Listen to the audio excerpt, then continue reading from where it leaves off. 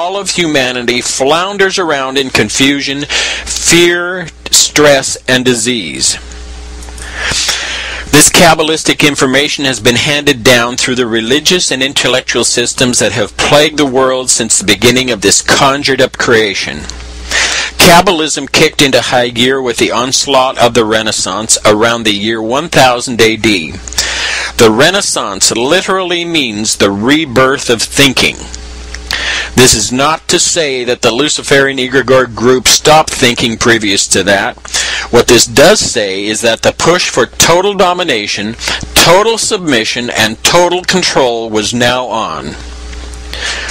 What we'll focus on next is how this conjuring up of light manipulates all of humanity, and how to reconnect to our awareness and wisdom and the eternal power that is rightfully ours. Everything that's visible within this three-dimensional space is light. If matter is accelerated to the speed of light, times the speed of light, it becomes energy, which is light. All that exists is formed from energy and light. For thousands of years, humanity has contemplated and asked repeatedly, where did we come from? The information you've just heard explained the origin of everything, the source of light, and the creation of all three-dimensional matter, which is energy. Before light existed, there was a void of nothingness. A like-minded Luciferian group of beings took upon themselves to control this void of nothingness. This void contains all the greatness of the eternal state. These beings desired to control for themselves all the power and wisdom of this nothingness, and thereby be worshipped as God. Here's how it works. The name Lucifer means light bringer or light bearer. The name Lucifer is derived from the Latin words lucem fer. Lucem means bringer or bearer, and fer means light. Lucem fer is Lucifer. Genesis chapter 1 of the Old Testament fills in without any doubt who the light bringer is and who or what Lucifer is. Genesis 1 verse 1 and 3 states, "In the beginning God created the heaven and the earth. God said, 'Let there be light,' and there was light." We've only read up to verse 3 of Genesis chapter 1, and already a hypnotic trance has been established. Very few will question that there even is a God. So anything that's written after these words is like shooting ducks in a barrel.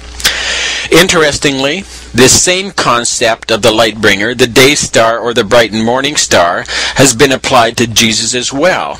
In the New Testament, in Revelation 22:16, we read where Jesus said of himself, "I, Jesus, I am the bright and morning star."